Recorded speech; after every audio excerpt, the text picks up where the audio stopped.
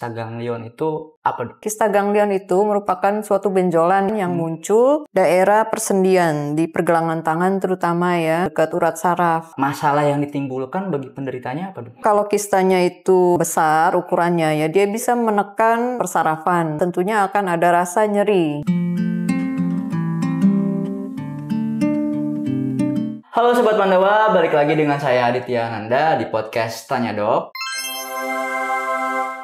Di podcast kali ini kita akan membahas berbagai topik dan permasalahan mengenai estetika dan anti-aging dan juga kesehatan gigi dan mulut serta penyakit kulit dan kelamin. Dan di episode kali ini yang akan kita bahas adalah mengenai kista ganglion. Tentunya kita akan mengupas kista ganglion itu. Saya tidak akan sendiri karena saya akan ditemani oleh dokter kita yang cantik jelita, namanya Dokter Margaret. Halo dokter. Halo. Kita ketemu lagi di podcast Tanya Dok nih, Dok. Iya. Untuk kesekian kalinya. Langsung aja dok ya. Iya. Yang ingin saya tanyakan pertama yaitu yang dimaksud dengan kista ganglion itu apa, Dok?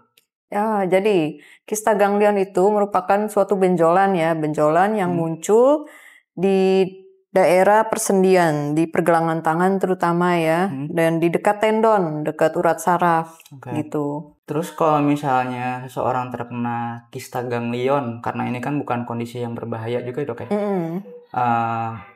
masalah yang ditimbulkan bagi penderitanya apa, Dok?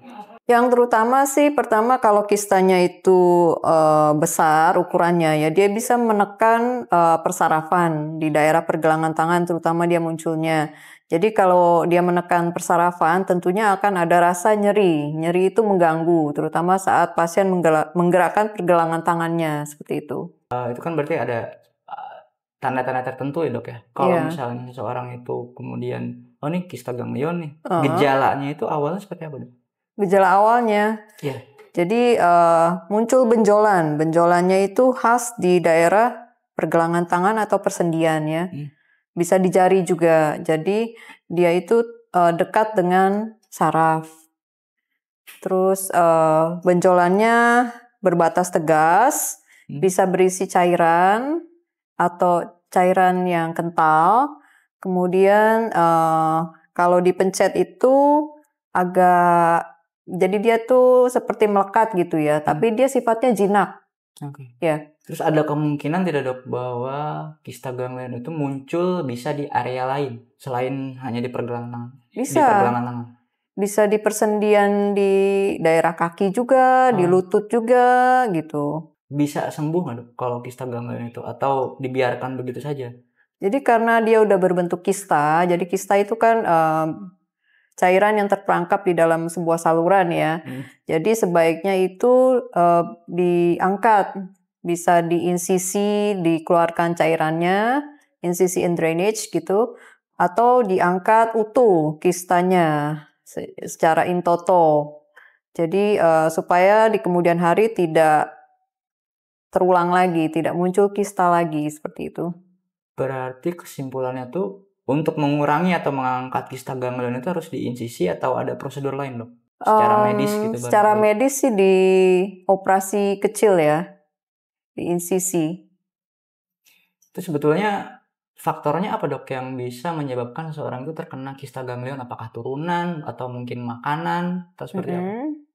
Jadi secara genetik juga bisa, kemudian dari faktor makanan, misalnya makan yang banyak mengandung lemak, minyak, micin, micin enggak sih, terutama sih mungkin yang berminyak ya.